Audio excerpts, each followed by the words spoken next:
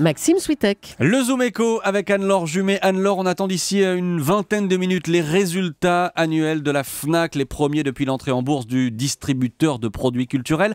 L'occasion ce matin pour nous de nous interroger sur la stratégie de la Fnac. Vers quoi le groupe veut-il aller ? Eh bien, le plus important pour la Fnac, c'est aujourd'hui de réussir ce qu'il n'a pas réussi jusqu'à présent, créer des passerelles entre son réseau de magasins, 106 en France, et son site Internet. La Fnac n'est pas aujourd'hui en concurrence frontale avec une autre enseigne. Non, son principal concurrent, c'est un site Internet. Il le dit lui-même, c'est le distributeur en ligne Amazon. Et la Fnac entend bien utiliser donc son réseau de magasins pour créer du trafic sur son site et inversement. Alors en magasin, d'accord, mais pour acheter quoi ? Eh bien c'est tout le sujet. Que propose la Fnac aujourd'hui ? Difficile pour le groupe de résister à la concurrence d'Internet, on le disait.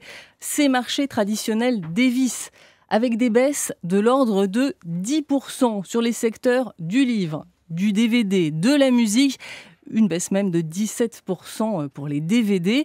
Alors pour survivre, eh bien la Fnac joue la carte de la diversification. On trouve maintenant en magasin des jeux, des jouets, du petit électroménager design, de la papeterie, des smartphones également, vendus sans abonnement.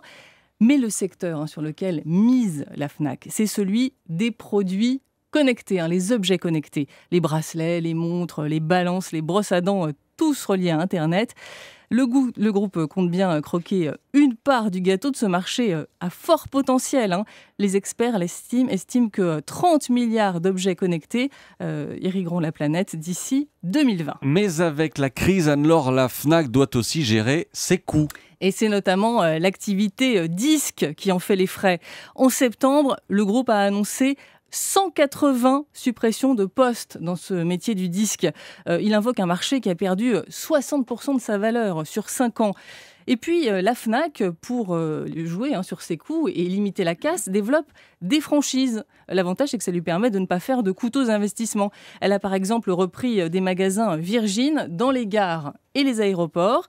Et puis elle développe aussi des magasins sur des petites surfaces avec une offre plus réduite. L'objectif, c'est d'occuper l'espace, ne pas laisser le champ libre à des concurrents, les espaces culturels de Leclerc, qui sont une concurrence également en ce moment, ou bien sûr Amazon, on y revient, dans les zones où il n'y a pas de magasins justement qui vendent des produits culturels. Et puis la Fnac regarde du côté de l'international, il y a des développements à l'étranger, il va y avoir notamment une ouverture à Doha, au Qatar. La Fnac qui s'installe à Doha, c'était le Zoom Echo. Merci Anne-Laure Jumet.